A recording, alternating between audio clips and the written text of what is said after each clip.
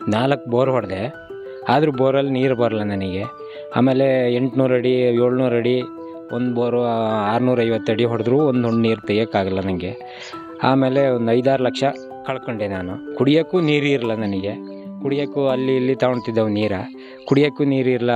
ಅಡಿಕೆ ಹಾಕಿದೆವು, ಅಡಿಕೆಗೂ ನೀರು ಇರ್ತಿರಲ್ಲ. ಆಮೇಲೆ ಮಲೆನಾಡಲ್ಲಿ ನೀರಿನ್ನೇ ಕೊರತೆ ಇತ್ತು.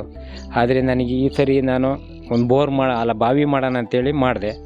ಒಳ್ಳೆ ರೀತಿ ನೀರು ಬಂದಿದೆ ನನಗೆ. ಇದು ಮಲೆನಾಡಾದ್ರೂ ಒಂದು 3-4 ಬೋರ್ ಹೊಡೆದ್ವಿ, ಆದರೂ ಫೇಲ್ ಆಯಿತು ಬೋರು. ಆಮೇಲೆ 1 ಕಿಲೋಮೀಟ್ರಿಂದ ನೀರು ಹೊತ್ಕೊಬಂದು ನೀರು ಕುಡಿತಿದ್ವಿ. ಕುಡಿಯೋಕ್ಕೂ ನೀರಿನ ಸಮಸ್ಯೆ ಭಾಳ ಇತ್ತು. ಹಾಗಾಗಿ ಯಾರೋ ಹೇಳಿದ್ರು ಕೃಷಿ ಬಾವಿ ಹೊಡೆಸಿ ಅಂತ. ಕೃಷಿ ಬಾವಿ ಹೊಡೆಸಿದ್ವಿ, ಚೆನ್ನಾಗಿ ನೀರು ಬಂದೈತಿ. ಮಲೆನಾಡಲ್ಲಿ ಬೆಸ್ಟ್ ಆಪ್ಷನ್ ಅಂದರೆ ಬೋರ್ ಹೊಡೆಯೋಕ್ಕಿಂತ ಬಾವಿ ತೆಗಿಯೋದೇ ಬೆಸ್ಟ್ ಅಂತ ನನ್ನ ಅಭಿಪ್ರಾಯ.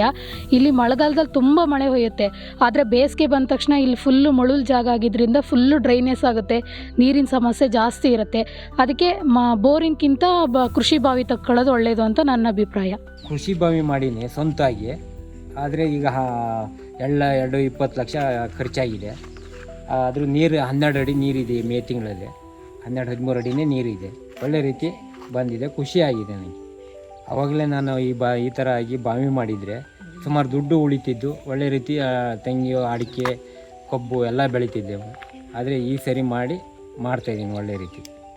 ಬೋರ್ ತೆಗ್ಸ್ವಿ, ಸುಮಾರು ಒಂದು 6-7-8 ಲಕ್ಷ ಖರ್ಚಾಯಿತು ನಮ್ಮ ಹತ್ರ.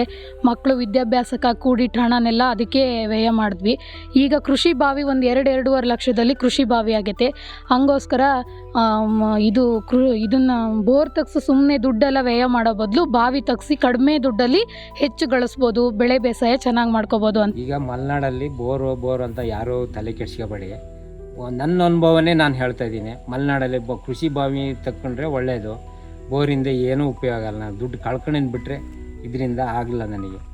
ರೈತರಿಗೆ ಹೇಳೋದೇನೆಂದರೆ, ಯೋಚನೆ ಮಾಡಿ ಬೋರಿಗೆ ಕೈಯಿಂದ ಹಾಕಿ. ನಾನು ಅಷ್ಟು ಕಷ್ಟಪಟ್ಟಿನಿ ಬೋರಿಗಾಗಿ, ಆದರೂ ನನ್ನ ಹತ್ರ ತಗೊಳಕ್ಕಾಗಿರಲ್ಲ ನೀರು. ಇದು ಯೋಚನೆ ಮಾಡಿ ಬೋರ್ ಹೊಡಿಸಿ ಮಲೆನಾಡಿನ ಜನರೆಲ್ಲ.